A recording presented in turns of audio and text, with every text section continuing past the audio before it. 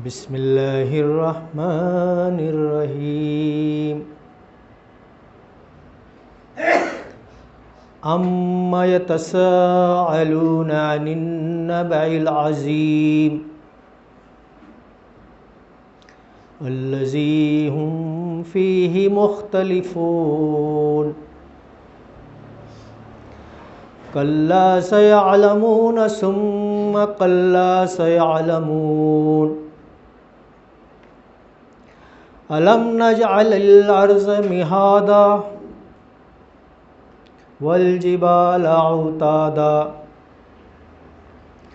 وَخَلَقْنَاكُمْ أَزْوَاجًا وَجَعَلْنَا نَوْمَكُمْ سُبَاتًا وَجَعَلْنَا اللَّيْلَ لِبَاسًا وَجَعَلْنَا النَّهَارَ مَعَاشًا وَبَنَيْنَا فَوْقَكُمْ سَبْعًا شِدَادًا وَجَعَلْنَا سِرَاجًا وَهَّاجًا وَأَنزَلْنَا مِنَ الْمُعْصِرَاتِ مَاءً ثَجَّاجًا لنخرج به حبا ونباتا وجنات الفافا ان يوم الفصل كان ميقاتا يوم ينفخ في الصور فتأتون أفواجا وفتحت السماء فكانت أبوابا وسيرت الجبال فكانت سرابا إن جهنم كانت مرصادا للطاغين مآبا لابسين فيها أحقابا لا يذوقون فيها بردا ولا شرابا إلا حميما وغساقا جزاء وفاقا إنهم كانوا لا يرجون حسابا وكذبوا بآياتنا كذابا وكل شيء أحصيناه كتابا فذوقوا فلن نزيدكم إلا عذابا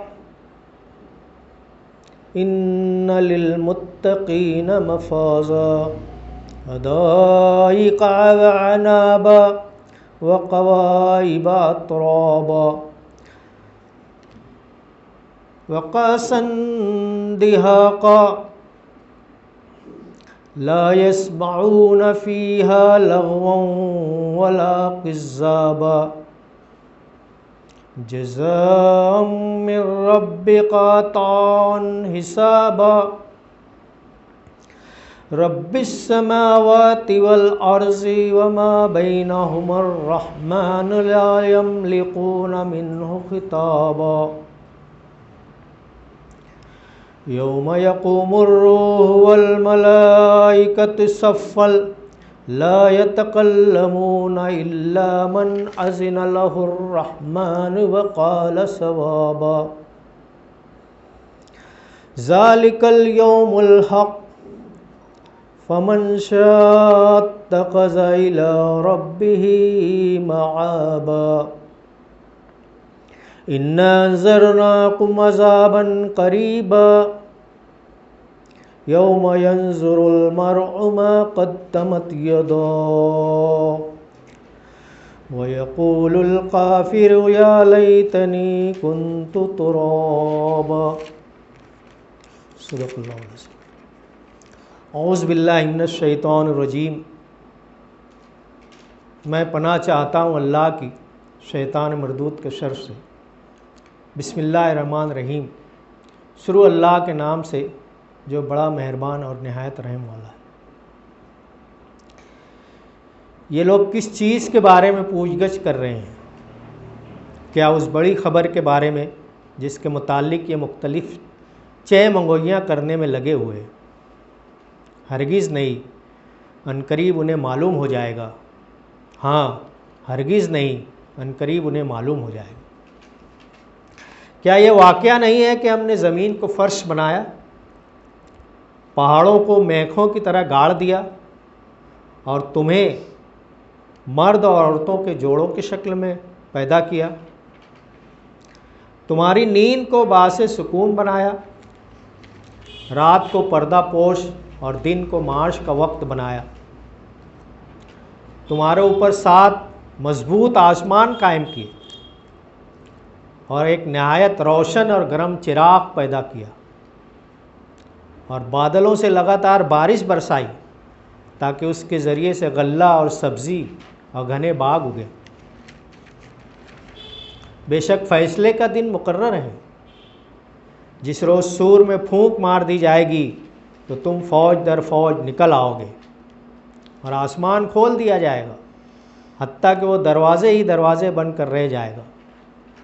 پہاڑ چلائے جائیں گے یہاں تک کہ وہ سراب ہو جائیں گے۔ در حقیقت جہنم ایک گھات ہے، سرکشوں کا ٹھکانہ، جس میں وہ مدتوں پڑے رہیں گے۔ اس کے اندر کسی ٹھنڈک اور پینے کا قابل ذکر کوئی چیز کا وہ مزہ نہ چکھیں گے۔ کچھ ملے گا تو بس گرم پانی اور زخموں کا دھون۔ یہ ان کے کرتوتوں کا بھرپور بدلہ ہے۔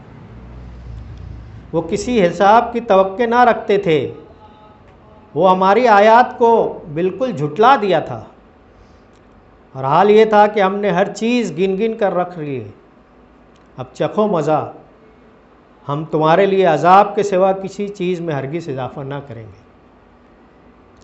پھر یقیناً متقیوں کے لیے کامرانی کا ایک مقام ہے۔ باغ اور انگور ہیں، نوخیز ہمسن لڑکیاں اور چھلکتے جام، وہاں کوئی لغو اور جھوٹی بات نہ سنیں گے۔ جزا اور کافی انعام تمہارے رب کی طرف سے، اس نہایت مہربان خدا کی طرف سے جو زمین اور آسمانوں کا اور اس کے درمیان کی ہر چیز کا مالک ہے، جس کے سامنے کسی کو بولنے کا یارہ نہیں۔ اور جس روز روح اور ملائکہ سب بستہ کھڑے ہوں گے، کوئی نہ بولے گا سوائے اس کے جسے رحمان اجازت دے، اور وہ جو ٹھیک بات کہے۔ اور وہ دن برحق ہے جس کا جی چاہے اپنے رب کی طرف پلٹنے کا راستہ اختیار کرے۔ ہم نے تم لوگوں کو اس عذاب سے ڈرا دیا جو قریب آ لگا ہے، جس روز آدمی وہ سب کچھ دیکھ لے گا جو اس کے ہاتھوں نے آگے بھیجا ہے، اور پھر کافر کہہ اٹھے گا کہ کاش میں خاک ہوتا۔ وَيَقُولُ الْكَافِرُ يَا لَيْتَنِي كُنتُ تُرَابًا۔ صدق اللہ العظیم۔ محترم عزیز رفقائے کرام، جیسا کہ آپ جانتے ہیں کہ 30ویں پارے کی یہ 78 نمبر کی سورۃ النبا نام سے میں نے آپ لوگوں کے سامنے تلاوت کی اور اس کی ترجمانی پیش کی۔ اللہ تبارک و تعالیٰ نے، جیسا کہ ہم جانتے ہیں کہ نبی کریم صلی اللہ علیہ وسلم کا جو مکی دور تھا، شروع کا دور جو تھا، اس دور میں آپ صلی اللہ علیہ وسلم 3 اہم چیزوں پر کام کر رہے تھے۔ ایک تو توحید، دوسرے رسالت اور تیسرے آخرت۔ تو کفاران جو تھے اور مشرکین جو تھے، وہ توحید اور رسالت پہ اتنا پریشان نہیں ہوتے تھے، کیونکہ وہ توحید کو مانتے تھے۔ ہمیں پتہ ہے کہ جب ان کی کشتیاں سمندر میں پھنس جاتی تھی تو بالکل توکل تو اللہ کر کر وہ اللہ کی طرف رجوع ہوتے تھے، توحید کے قائل تھے کفاران۔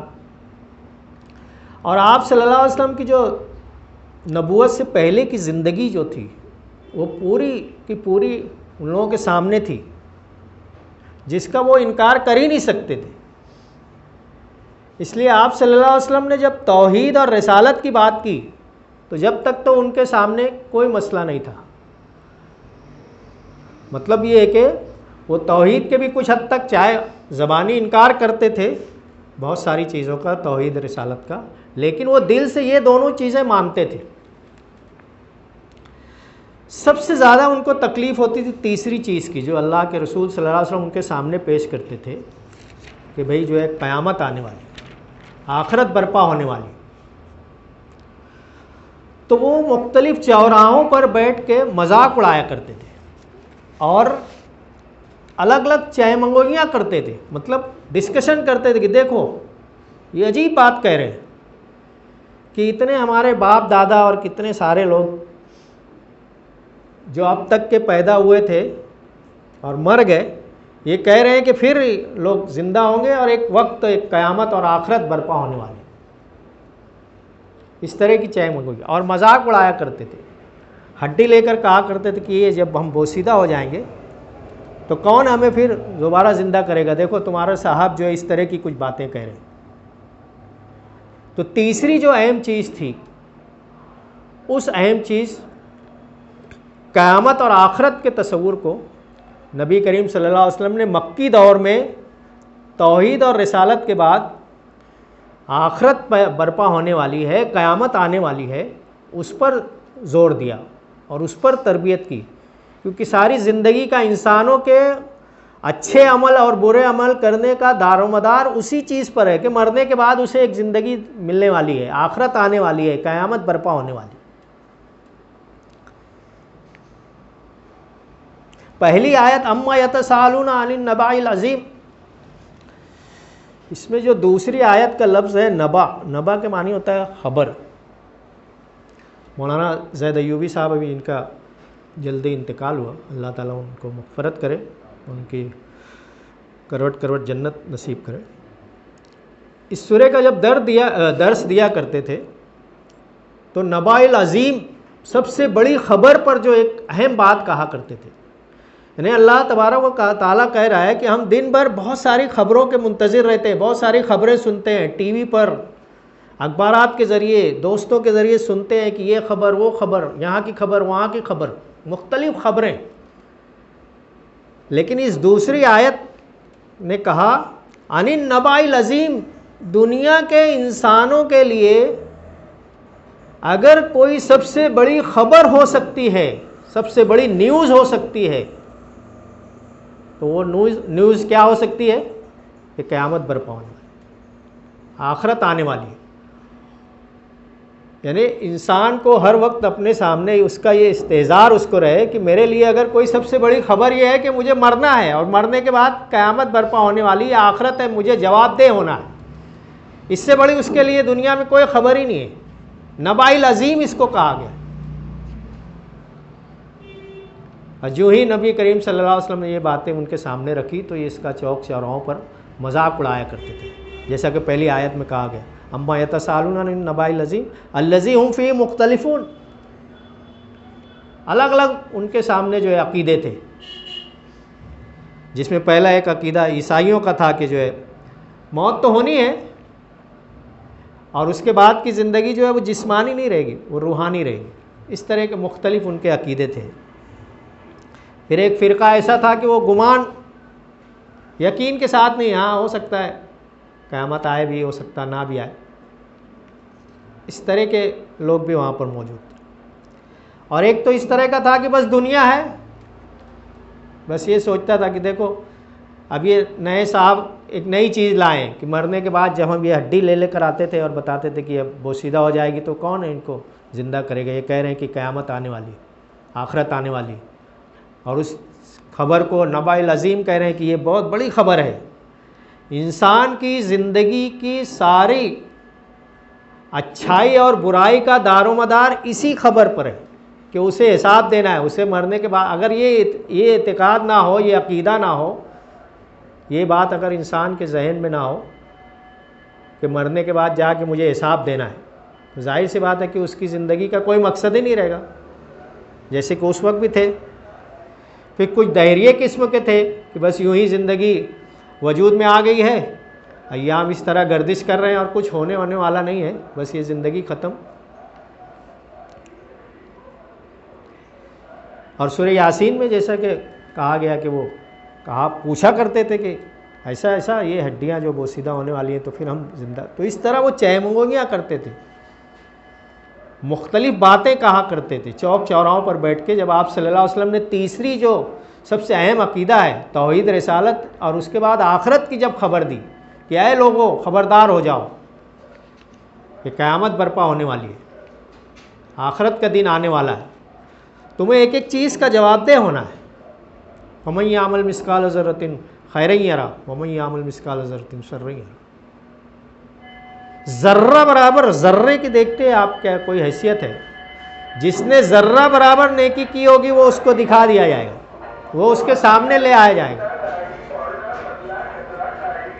اس سے پہلے میں نے کہا کہ نبی کریم صلی اللہ علیہ وسلم نے کہا کہ ماں باپ کے چہرے پر محبت بھری نظر ڈالنا یہ حد سے بڑھ کر ثواب. اگر انسان اس امید سے، اس لگاؤ سے ماں باپ کے چہرے پر نظر ڈالتا ہے، یہ اس کو بتا دیا جائے گا. راستے سے تکلیف دہ پتھر اڑاتا ہے، اس کو حالانکہ وہ معمولی سمجھ رہا ہے، تو وہ نیکی بھی اس کو بتا دی جائے گی، یہ نیک کام تو نے کیا ہے. اور بالکل اسی طرح اگر کسی کے تعلق سے بدگمانی کرتا ہے، کسی کی غیبت کرتا ہے، کسی کے تعلق سے برا خیال کرتا ہے، کسی کے تعلق سے برا سوچتا ہے، برا عمل کرتا ہے، تو یہ ساری چیزیں جو ہے فَمَن يَعْمَلْ مِثْقَالَ ذَرَّةٍ خَيْرًا يَرَهُ، معمولی سے ذرے کے برابر بھی وہ خیر کر کے آئے گا، وہ بھی اس کو بتا دیا جائے گا. وَمَن يَعْمَلْ مِثْقَالَ ذَرَّةٍ شَرًّا يَرَهُ، اور معمولی سا بدی کا بھی کام کر کے آیا ہوگا تو وہ ساری چیزیں اس کے سامنے. اور یہ تیسرا جو عقیدہ آپ صلی اللہ علیہ وسلم لوگوں کے سامنے پیش کر رہے تھے تو اس میں چہمگوئیاں ہو رہی تھی کہ یہ کیا ہے. تو ان کو کہا گیا کَلَّا سَيَعْلَمُونَ ثُمَّ کَلَّا سَيَعْلَمُونَ، ہرگز نہیں، عنقریب تمہیں معلوم ہو جائے گا. ہاں ہرگز نہیں، عنقریب تمہیں معلوم ہو جائے گا. یعنی اتنی قریب ہے، مفسرین لکھتے ہیں قیامت یا آخرت یا انسان کا حساب کتاب اتنا قریب ہے کہ مفسرین لکھتے ہیں کہ جس کی موت ہو گئی شروع ہو گیا اس کا حساب کتاب. وہ تو یہ سمجھ رہا ہے کہ قیامت کب آئے گی. آپ صلی اللہ علیہ وسلم سے بھی سوالات کرتے تھے کہ آپ بتاتے کیوں نہیں قیامت کب آئے گی. تو آپ نے کہا کہ اللہ تعالیٰ نے اپنے اختیار میں رکھا، مجھے جتنا علم دیا گیا میں اتنا ہی پہنچانے کا مکلف. لیکن مفسرین کہتے ہیں کہ جس کی موت ہو گئی، یعنی اس کی موت اس کو پتہ نہیں ہے، ہمیں ابھی اگلے سیکنڈ کا پتہ نہیں ہے. تو یہاں یہی کہا جا رہا ہے کہ ہرگز نہیں، عنقریب ہے، بس تمہارے قریب لگی ہے قیامت، آخرت تمہارے بالکل قریب لگی ہے. آنکھ بند ہوئی کہ تمہاری قیامت، تمہاری آخرت شروع ہو. کَلَّا سَيَعْلَمُونَ ثُمَّ کَلَّا سَيَعْلَمُونَ. اس کے بعد اللہ تبارک و تعالیٰ کی سنت رہی ہے، اللہ تبارک و تعالیٰ بار بار کہتے ہیں کہ کلام پاک میں یہ بار بار کہا جاتا ہے کہ غور و فکر کرو. ایک سادہ سی چیز آپ دیکھتے ہو کہ مردہ زمین ہو گئی ہے، زمین مردہ ہے، اللہ تعالیٰ بارش برساتا ہے، وہ زمین زندہ ہو جاتی، اس میں پھل فروٹ لگتے ہیں، باغات آتے ہیں اس میں. تو یہ سامنے کی چیز تمہیں دکھائی نہیں دیتی. تم کہتے ہو کہ مرنے کے بعد اللہ تعالیٰ کیسے، ارے پہلی دفعہ کسی چیز کو بنانا تو زیادہ آسان ہے، دوبارہ اس کو پیدا کرنا تو بہت ہی آسان ہے. پہلی چیز پہلی دفعہ بنانا مشکل ہے. تو تم ان باتوں پر غور نہیں کرتے کہ ایک مردہ زمین اللہ نے جو بارش برسائی تو وہ زندہ ہو گئی، اور تمہارے لیے کیا کیا چیزیں اللہ تبارک و تعالیٰ نے اس میں سے پیدا کر دی، وہی زمین ہے. آگے اس کا ساری تذکرہ آ رہا ہے کہ قرآن بار بار غور و فکر کرنے کی، اطراف کی ساری چیزوں پر غور و فکر کرنے کی توجہ دلاتا ہے. اگلی آیت میں وہی ہے، الم نجعل الارض مہادا، کیا تم زمین کو دیکھتے نہیں؟ ابھی سائنس کہہ رہا ہے کہ کنٹینیو گردش کر رہی ہے، لیکن اللہ تبارک و تعالیٰ کہہ رہے ہیں کہ زمین کو تمہارے لیے فرش بنا دیا. اس سے پہلے یہ بات آئی کہ انسان جہاں بھی سوتا ہے تو فرش کے حساب سے ہی سوتا ہے. اگر زمین فرش جیسی مسطح نہ ہو، سطح نہ ہو، تو اس کو نیند ہی نہیں آئی. تو اللہ تبارک و تعالیٰ نے یہ اتنی بڑی زمین بنائی، اتنی تیزی سے وہ گردش کر رہی ہے، لیکن انسانوں کے لیے الم نجعل الارض مہادا والجبال اوتادا، اور پہاڑوں کو میک بنایا. ہم کو جو ہے کوئی مان لو یہ کیلنڈر ٹانکنا ہے یا کوئی چیز، تو میک کیل کہتے ہیں کہ پوری زمین کو بیلنس کرنے کے لیے اللہ تبارک و تعالیٰ نے پہاڑوں کو میخوں کی طرح اس میں گاڑ دیا ہے تاکہ زمین ادھر ادھر نہ ہو، بیلنس رہے. والجبال اوتادا، اور اسی کے ساتھ کہا گیا یہ ساری چیزیں جو وہ کہہ رہے تھے کہ مرنے کے بعد کی زندگی ہے نہیں ہے، بالکل نہیں ہے، جو ان کے اندر چاہے منگویاں چل رہی تھی، تو ان کو احساس دلایا جا رہا ہے کہ اطراف میں دیکھتے جائیے، تم غور نہیں کرتے، تمہارے زمین کے اوپر، پہاڑوں کے اوپر، آپس میں وَخَلَقْنَاكُمْ أَزْوَاجًا، میاں بیوی جوڑے بنائے جو ایک دوسرے سے سکون حاصل کرتے ہیں اور نسل آگے چلتی ہے. اس پر غور فکر نہیں کرتے. قرآن بار بار تدبر کی اپیل کرتا ہے، بار بار غور و فکر کرنے کی اپیل کرتا ہے. وَجَعَلْنَا نَوْمَكُمْ سُبَاتًا، نیند بنائی. ابھی اگر ہم 2-4 دن نہ سوئیں یا ایک رات نہ سوئیں تو ہماری حالت کیا ہو جاتی ہے ہم سبھی جانتے ہیں. یہاں کہا گیا کہ تمہاری نیند کو باعث سکون بنایا. انسان کو اگر نیند نہ ملے تو یہ اللہ تبارک و تعالیٰ ہر چیز کو ہر وقت اس کا استحضار رہے کہ اللہ تعالیٰ نے کس قدر احسان کیا ہے بندوں کے اوپر. اللہ تعالیٰ کے تعلق سے آتا ہے کہ ماں اپنے بچے سے جتنا پیار کرتی ہے، اللہ تبارک و تعالیٰ 70 ماؤں سے بڑھ کر اپنے بندے سے پیار.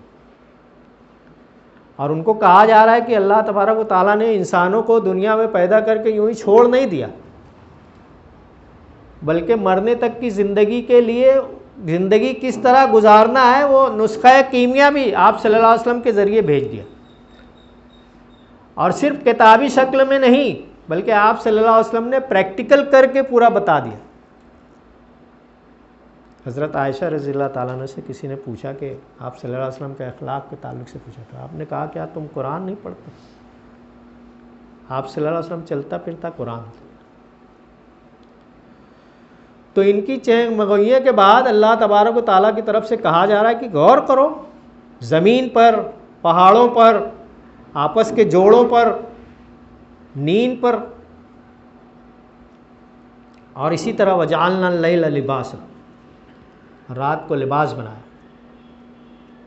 اگر رات نہ ہو، قطبین پر کہتے ہیں لوگ کہ 6 مہینہ دن 6 مہینہ رات، تو وہاں کے کیا حالات ہوتے ہیں آپ جانتے ہیں. یا سورج رک جائے کہیں تو کیا حالات ہو سکتے ہیں. جیسا کہ میں نے کہا کہ اللہ تبارک و تعالیٰ انسانوں کو ہدایت کے لیے غور و فکر کی بار بار تلقین کرتا ہے. اور ابھی یہ جو الحمدللہ رمضان المبارک جو آج اختتام کو ہے، اس میں ابھی واجد علی خان اکثر تقاریر میں کہتے ہیں کہ رمضان جو ہے جشن قرآن کا مہینہ ہے. انا انزلناہ فی لیلۃ القدر، ہم نے جو ہے اس قرآن کو شب قدر لیلۃ القدر میں نازل کیا. تو اس سے ہمارا تعلق بہت زیادہ، تعلق باللہ اور تعلق بالقرآن اتنا زیادہ ہونا چاہیے. دنیا کی ہر چیز سے زیادہ تعلق ہمارا تعلق باللہ اور تعلق بالقرآن ہونا چاہیے. جماعت کے ایک موٹیویشنل اسپیکر ایک جگہ تقریر میں کہہ رہے تھے کہ ہماری 24 گھنٹے کی زندگی میں، 24 گھنٹے کی دن رات میں ہم بہت ساری باتیں کرتے ہیں. بیوی بچوں سے باتیں کرتے ہیں، معاملات کاروباری باتیں کرتے ہیں. تو جب تک قرآن کی باتیں ہماری زندگیوں میں ڈیلی روٹین میں نہیں آئے، اس کے حوالے، حدیث کے حوالے، موقع محل پہ اس محل پہ کیا قرآن نے کہا ہے، اس موقع سے کیا حدیث میں آتا ہے، ہماری زندگیوں میں ڈیلی کی روٹین میں قرآن جب تک نہیں آئے گا، قرآن کی آیتیں نہیں آئیں گی، حدیث کے حوالے نہیں آئیں گے، ہماری گفتگوؤں میں، ہماری فیملی میں، ہمارے بچوں میں، ہمارے دوست احباب میں، ہماری سماج کی زندگی میں یہ آنا انتہائی ضروری ہے، جب ہی جا کے تبدیلیاں آ سکتی ہیں۔ آپ صلی اللہ علیہ وسلم کی زندگیاں نمونہ ہیں۔ کہا گیا کہ میرے صحابہ ستاروں کے مانند، آپ ان کے اوپر ایک کو رہنما بنا لیجیے، آپ کی زندگی پار ہو گئی۔ تو یہاں بھی اسی طرح کہا گیا کہ غور و فکر کیجیے، وجعلنا النہار معاشا، اور دن کو معاش کا ذریعہ وقت بنایا، وبنینا فوقکم سبعا شدادا۔ اس تعلق سے تو بہت زیادہ کہا گیا کہ آسمان کو دیکھو، قرآن نے بار بار اشارہ کیا کہ آسمان کو دیکھو، تمہیں کہیں پر کوئی نقص نظر آتا ہے؟ تمہارے آنکھیں جو ہے تھک کر واپس آ جائیں گے۔ بغیر پلر کے آپ یہ عمارت بنائیں، بغیر پلر کے بنا نہیں سکتے۔ تو اللہ تبارک و تعالیٰ نے کہا تم تو چل پھر رہے ہو اللہ کی زمین پر، ایک نظر اٹھا کر آسمان پر دیکھ لو۔ اللہ تعالیٰ نے 7 آسمان بنائے اور بغیر پلر کے۔ ساری دنیا کے انجینئر اس میں کوئی کھوٹ دیکھنا چاہیں تو ان کی نظریں تھک کر واپس آ جائیں گی۔ قرآن کہتا ہے کہ تمہاری نظریں تھک جائیں گی، واپس آ جائیں گی، اس میں کوئی جو ہے تمہیں نقص نظر نہیں آئے گا۔ اور پھر سب سے اہم جو آیت نمبر 13 میں کہا گیا وَجَعَلْنَا سِرَاجًا وَحَاجًا، سراج کے معنی ہوتا ہے روشن، سورج کے تعلق سے کہا گیا۔ اس میں مولانا نے لکھا ہے، میں تھوڑا سا پڑھ دیتا ہوں۔ مراد سورج ہے، اصل میں وحاج استعمال ہوا ہے جس کے معنی نہایت گرم اور نہایت روشن کے بھی ہے، اس لیے ترجمے میں ہم نے دونوں معنی درج کیے۔ اس مختصر سے فقرے میں اللہ تبارک و تعالیٰ کی قدرت و حکمت کے چیز عظیم الشان نشان کی طرف اشارہ کیا گیا۔ اس کا قطر زمین کے قطر سے 109 گنا اور اس کا حجم زمین کے حجم سے 3,33,000 گنا بڑا ہے، اور سورج کا درجہ حرارت جو ہے 1,40,00,000 ڈگری سینٹی گریڈ، اور زمین سے 9,30,00,000 میل دور ہونے کے باوجود اس کی روشنی کا یہ حال ہے کہ انسان اگر برہنہ آنکھ سے اس کی طرف نظر جمانے کی کوشش کرے تو اپنی بینائی کھو دے۔ اور اس کی گرمی کا حال یہ ہے کہ زمین کے بعض حصے میں اس کی تپش کی وجہ سے درجہ حرارت 140 ڈگری فارنہائٹ تک پہنچ جاتا ہے۔ یہ اللہ ہی کی حکمت ہے کہ اس نے زمین کو اس سے ٹھیک ایسے فاصلے پر رکھا ہے کہ نہ اس سے بہت قریب ہونے کے بعد یہ بے انتہا گرم ہے، نہ بہت دور ہونے کے بعد انتہا سرد۔ اس وجہ سے یہاں انسان، حیوان، نباتات کی زندگی ممکن ہوئی۔ اسی سے قوت کے بے حساب خزانے نکل کر زمین پر پہنچ رہے ہیں جو ہمارے لیے سبب حیات بنے ہوئے۔ اسی سے ہماری فصلیں پک رہی ہیں، ہر مخلوق کو غذا پہنچ رہی ہے۔ اسی کی حرارت سمندروں کے پانی کو گرم کر کے بھاپ بنا کر اٹھاتی ہیں جو ہواؤں کے ذریعے زمین کے مختلف حصوں پر پھسلتی ہے اور بارش کی شکل میں برستی ہے۔ اس سورج میں اللہ نے ایسی زبردست بھٹی سلگا رکھی ہے جو اربوں سال سے روشنی، حرارت اور مختلف اقسام کی شعاعیں سارے نظام شمسی میں پھینکے چلے آ رہی ہیں۔ وَجَعَلْنَا سِرَاجًا وَحَاجًا، اور روشن اور گرم چراغ پیدا کیا۔ تو اللہ تبارک و تعالیٰ نے کائنات میں جو چیزیں پیدا کی ہیں، انسان کو کہا کہ ہر وقت اس پہ غور و فکر کرو۔ پھر بادلوں سے لگاتار بارش، اور جیسا کہ میں نے کہا کہ زمین مردہ ہے اور بارش آتے ہی اس میں غلے آنے لگتے ہیں، باغات پیدا ہو جاتے ہیں، سبزیاں پیدا ہو جاتی ہیں، اور انسان جو ہے اس کو استعمال کرتا ہے۔ تو انسان اس پر غور کیوں نہیں کرتا؟ پھر اس کے بعد یہ ساری چیزیں توحید، رسالت، آخرت کا جب تصور دینے کے بعد اور غور و فکر کرنے کے بعد ان کو اب کہا جا رہا ہے، ان کو دھمکی دی جا رہی ہے، ان یوم الفصل کان میقات، تم مانو یا نہ مانو، فیصلے کا ایک دن مقرر ہے، وہ آ کر رہے گا۔ اور کیا ہوگا اس دن؟ یوم ینفخ فی الصور فتأتون افواجا، اور سور پھونکی جائے گی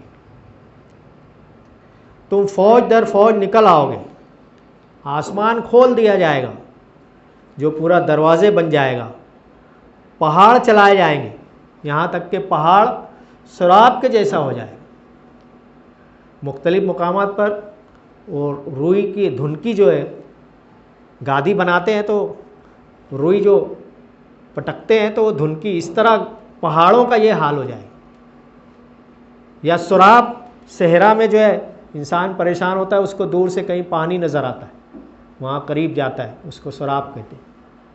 تو قرآن نے کہا کہ وہ جو اس طرح کا دن آنے والا ہے، جو کہ یقیناً آنے والا ہے اور آ کر رہے گا، تو اس وقت کیا ہوگا؟ تم سارے لوگ فوج در فوج اللہ کے حضور جمع ہو جائیں گے، اور پہاڑ جو ہے یہ اس طرح روئی کے گالوں کی طرح ہو جائیں گے۔ اور پھر انکار کرنے والوں کو بھی دھمکی دی جا رہی ہے، ان جہنم کان مرصادا، جہنم کے تعلق سے کہا جا رہا ہے کہ وہ گھات لگائے ہوئے۔ گھات جو ہے اس مقام کو کہتے ہیں جہاں پر چھپ کر بے خبری میں کسی کے اوپر حملہ کیا جاتا۔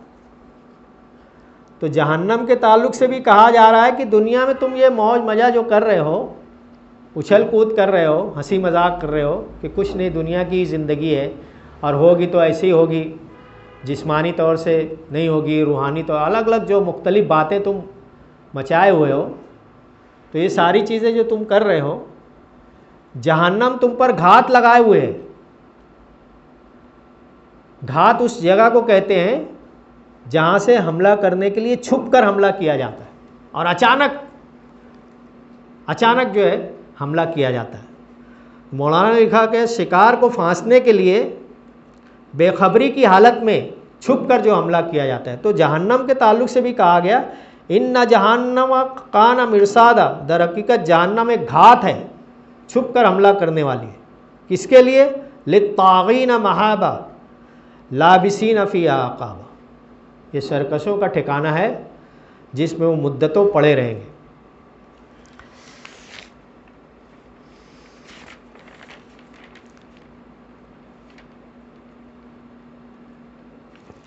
اصل میں جہنم کے تعلق سے عقاب کا لفظ اختیار ہوا ہے، یعنی جہنم میں جب جہنمی چلے جائیں گے تو وہ جو ہے پے در پہ ایک کے بعد ایک دور ان کے اوپر آتا رہے گا۔ جہنم جو ہے ختم ہونے والی نہیں ہے، وہ زندگی جو ہے ختم نہیں ہوگی۔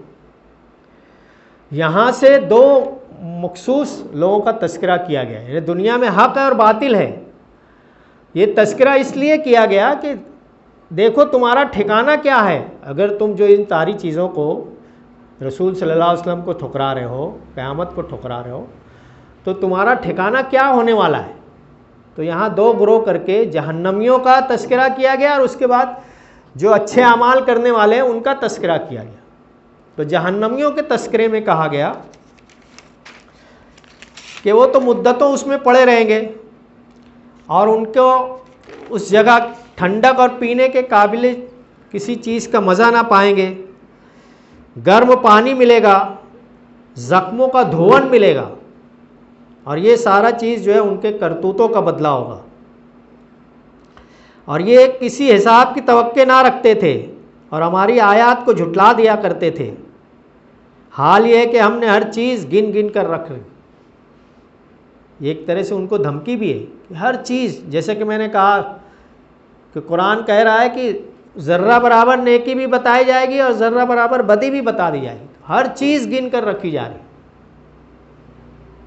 فرشتے بٹھا دیے گئے ہر انسان کے دائیں بائیں، فرشتے ہیں جو پوری طور سے نوٹ کر رہے ہیں کہ انسان کیا کر رہا ہے۔ بلکہ اللہ تبارک و تعالیٰ تو کہتے ہیں کہ تمہارے ذہنوں میں اور دلوں میں جو وسوسے تک پیدا ہوتے ہیں، جو خیال تک پیدا ہوتے ہیں، اللہ تعالیٰ اس سے بھی باخبر ہے، اللہ تعالیٰ اس سے بھی باخبر ہے۔ اور پھر ان کو کہا جائے گا کہ اب چکھو مزہ، ہم تمہارے لیے عذاب کے سوا کسی چیز میں ہرگز اضافہ نہیں کرنے والے۔ جب دنیا کی زندگی میں تم نے توحید، رسالت اور آخرت کو جھٹلایا ہے تو اب جو ہے جہنم کے لیے بالکل تیار رہو۔ ان کو یہ جہنمیوں کو جو ہے بتایا جا رہا ہے کہ دیکھو تمہارا ٹھکانہ یہ ہونے والا ہے۔ اور اسی کے ساتھ ساتھ نبی کریم صلی اللہ علیہ وسلم کا ساتھ دینے والے متقیوں کا جو ہے جنت کا بھی تذکرہ کیا گیا تقابلی انداز میں کہ جنت متقیوں کے لیے ہے، اور جنت جو ہے یقیناً متقیوں کے لیے کامرانی ہے، یعنی جنت ہے، وہاں پر باغ اور انگور ہوں گے، نوخیز ہمسن لڑکیاں ہوں گی، چھلکتے ہوئے جام ہوں گے، اور سب سے اہم بات لا یسمعون فیہا لغوا ولا کذابا۔ آپ دیکھتے ہیں کہ نبی کریم صلی اللہ علیہ وسلم اور صحابہ جب مکی دور میں دعوت دیا کرتے تھے تو ان پر یہ جو چہمنگویاں یہ بھی فکرے کسا کرتے تھے، ان کی تذلیل کیا کرتے تھے، ان کا مسخرہ اڑایا کرتے تھے، ان کا مذاق اڑایا کرتے تھے۔ جو جنتیوں کو سب سے بڑی خوشخبری یہ بھی دی جا رہی ہے کہ لا یسمعون فیہا لغوا ولا کذابا، جنت میں سب سے اہم بات ہوگی کہ کوئی لغو تمہارے کو سنائی نہیں دے گا، کوئی بیہودہ بات سنائی نہیں دے گی، کوئی طنز نہیں کرے گا۔ لا یسمعون فیہا لغوا ولا کذابا، وہاں کوئی جھوٹی بات سنائی نہیں دے گی، اطمینان رہے گا۔ اور یہ کیا؟ جزاء من ربک عطاء حسابا، اور یہ انعام ہوگا جنتیوں کے لیے تمہارے رب کی طرف سے، اور تمہارا رب جو ہے نہایت مہربان ہے، جو زمین اور آسمانوں کا مالک ہے اور ہر چیز کا مالک ہے، جس کے سامنے کسی کے بولنے کا یارہ نہیں۔ اب آپ دیکھتے ہیں کہ معاشرے میں لوگ یہ سمجھتے ہیں، اور ایک تصور بہت عام ہے، اور اس وقت ان کے پاس بھی تھا، وہ فرشتوں کی مورتیاں بنایا کرتے تھے کہ ہم اللہ کو تو مانتے ہیں لیکن یہ جو ہے ہماری سفارش کریں گے اللہ کے سامنے۔ اور آج معاشرے میں آپ بھی جانتے ہیں، سبھی جانتے ہیں کہ لوگ اس طرح بہت سارے بزرگان دین کو، ولی اولیاء کو اس طرح کا مانتے ہیں کہ یہ جو ہے اللہ کے سامنے ہماری سفارش کہیں گے۔ یہاں اس کا کھلے علل اعلان رد کیا جا رہا ہے کہ اس دن جو ہے اللہ کے سامنے کسی کو بولنے کا یارہ نہیں ہوگا، کوئی نہیں بول سکے گا۔ اور کیسے ہوگا وہاں پر؟ یوم یقوم الروح والملائکۃ صفا، یہاں پر روح کے تعلق سے بہت سارے مفسرین نے جبرائیل علیہ السلام کو لیا، جس روز روح اور ملائکہ سب بستہ کھڑے ہوں گے، لا یتکلمون الا من اذن له الرحمن وقال صواب، کسی کو اجازت نہیں ہوگی، لا یتکلمون، کوئی کلام نہیں کرے گا اللہ تبارک و تعالیٰ کے سامنے، الا من اذن له الرحمن وقال صواب، صرف اسے ہی اجازت ہوگی جسے رحمان کی طرف سے اذن ہوگا، رحمان کی طرف سے اجازت ہوگی، وقال صوابا، اور جو ٹھیک بات کہے گا۔ اس میں مولانا نے کہا ہے کہ بولنے سے مراد شفاعت ہے، فرمایا گیا کہ یہ صرف دو شرطوں کے ساتھ ممکن ہوگی۔ ایک یہ شرط کہ جس شخص کو جس گنہگار کے حق میں شفاعت کی اجازت اللہ تعالیٰ کی طرف سے ملے گی، صرف وہی شخص اسی کے حق میں شفاعت کر سکے گا۔ اور دوسری شرط مولانا نے یہ لکھی ہے کہ شفاعت کرنے والا بجا اور درست بات کہے گا، بیجا نوعیت کی سفارش نہ کرے گا، اور جس کے معاملے میں وہ سفارش کر رہا ہوگا وہ دنیا میں کم از کم کلمہ حق کا قائل رہا ہو، یعنی محض گناہ گار ہو، کافر نہ ہو۔ تو قیامت جب برپا ہوگی تو کہا گیا کہ اس روز روح اور ملائکہ سارے سب بستہ اللہ کے سامنے کھڑے ہوں گے، اور کسی کو اجازت نہیں ہوگی اللہ کے حکم کے سامنے جو ہے اللہ کی اجازت کے بغیر کوئی بات کہے گا۔ ذالک الیوم الحق، اور وہ دن برحق ہے۔ اور اب جس کا جی چاہے اپنے رب کی طرف پلٹنے کا راستہ اختیار کرے۔ یہ سارے تذکرے کر کے جہنم اور جنت کا تذکرہ کر کے بتایا جا رہا ہے کہ یہ وہ جو حق دن ہے، اس حق کے پلٹنے کے لیے اب جس کا جی چاہے رب کی طرف پلٹ جائے، کیونکہ رب کی طرف پلٹے گا تو اس کو یہ انعام ملنا ہے، اور اگر رب کی طرف نہیں پلٹے گا تو اس طرح اس کا خسارہ ہونے والا ہے، جہنم میں اس طرح اس کے ساتھ معاملہ پیش آنے والا ہے۔